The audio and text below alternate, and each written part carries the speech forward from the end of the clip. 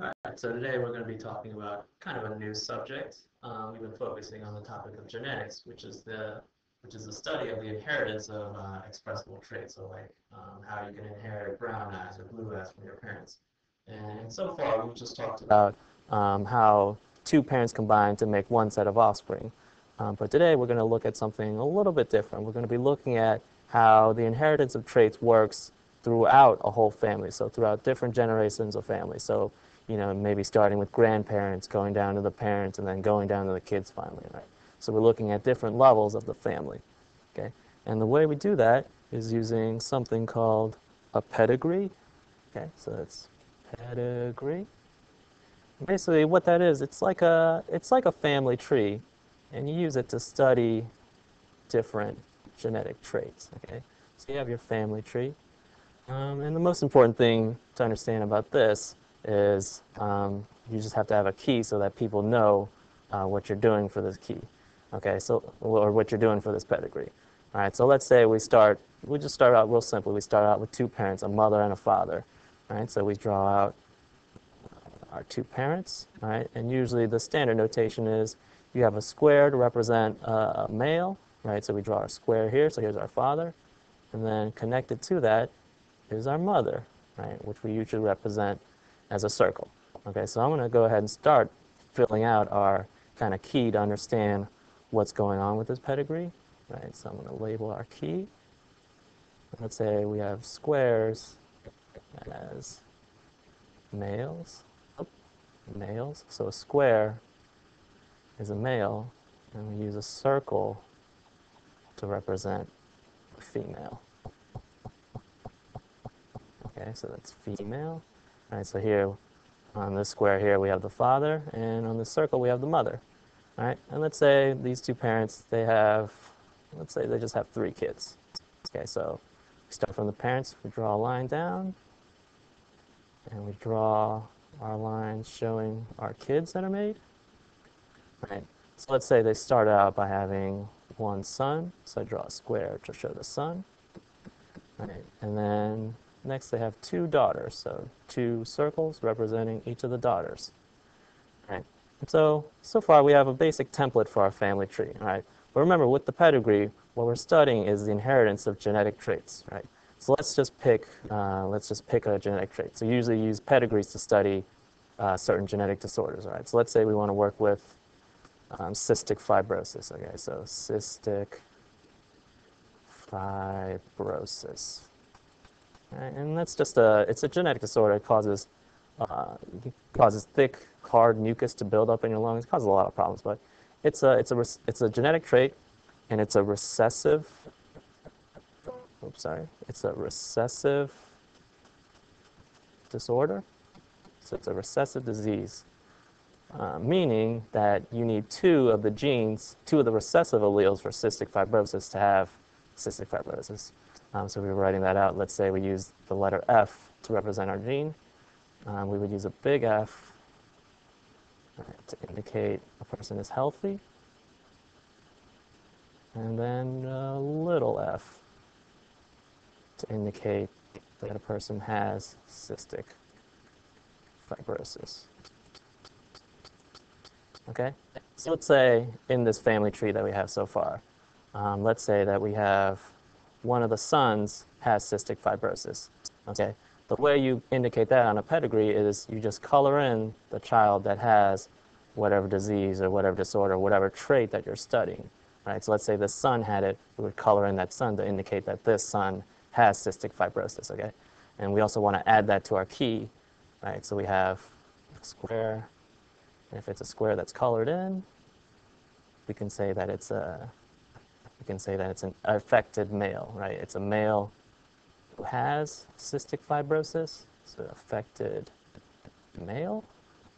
And then similarly, if we had a daughter who had cystic fibrosis, we would color it in a circle, and that would be an affected female. Okay? So from this, right, we can tell a couple of things, all right? So first off, we have 2 healthy parents, right, meaning they don't have cystic fibrosis. So right away, you know a little bit about the genotypes of these parents, right? since cystic fibrosis is a recessive disorder and neither of these parents express it, we know that each parent has at least one big F allele, right? So this dad has at least one big F. This mom also has at least one big F, okay? But since they're both dominant, they both have the dominant phenotype, we don't know anything about the second allele so far, all right? So let's just leave this blank for now, right? Because it could be big F, or big F, little f. Either way, they'll still be healthy. So at this point, we really don't know, right? And we also know something about this son down here, right? This son has cystic fibrosis. And since cystic fibrosis is a recessive disease, we know that they have to have, what, at least, or they'd have to have two recessive alleles, right? So this son, he has to be little f, all right? We know he has to be little f because recessive, or cystic fibrosis is recessive, so he has to have both of his alleles have to be the recessive, right? From that, we can figure out what's going on with the parents, right? Because this son, he had to get two recessive alleles. So he had to get at least one recessive, so he had to get one recessive allele from the dad, one recessive allele from the mom. So we know that both parents have to have a recessive allele. So we can now fill this in, right? So now we know one allele for the dad is big F, and now we know the second one is little f, right? Same thing for the mom. We can fill out her genotype too. We know she has one big F, and now we know she also has a little f. And if you think about it, it really makes sense. For example, let's make a Punnett square. All right, so we make our Punnett square, right? And we have a cross where we have two healthy parents, but the child has cystic fibrosis. So the only way we can do that is if we have two heterozygous parents. So you put one parent up here, right, big F, little f, and then the same thing on the side. Let's say we put dad on the side, and he's big F, little f as well, okay? And then when we do our cross, let me change colors actually, just for no reason, but just to make it a little bit different. Right, so when we do our cross, right here will be big F, big F. Here we have big F, little f. Here we have big F, little f again. And then finally in our last box we'll have little f, right? And this little f, this could possibly represent the son that we actually see, right? So this is how two healthy parents can actually produce a child with cystic fibrosis. So based on this, this pedigree, this family history, we can determine what the genotypes of the parents are, or we can also determine the chance of a child getting a disease, right? Let's say we want to go a little bit further with our pedigree, like we just started with these parents and they had their kids, and now maybe we want to make some grandkids for our original parents, okay? So let's say, let me scroll, or let me do this. So let's say this son, or let's say this daughter right here, right? So we know that this daughter right here, she has at least one big F, and then we don't know anything about her second allele, right? We just know that she has the dominant phenotype. And let's say she marries somebody, right? So somebody outside of the family. She marries a man who has cystic fibrosis. Okay, so she marries someone with cystic fibrosis. So we draw a square for a guy, and then we color him in to show that he has the disease, right? And then they have a couple kids, okay? So they have some kids. Let's say they have 3 kids. And let's just say, just for no reason, they have 3 daughters, right? So 3 circles representing the daughters. And one of these daughters will have cystic fibrosis, right? And now we're trying to figure out what's going on with this parents and this child, right? So we know this dad, he's a male with cystic fibrosis, and so we know he has to be little f, right? And we know this daughter that was produced, she also has cystic fibrosis, so she's little f.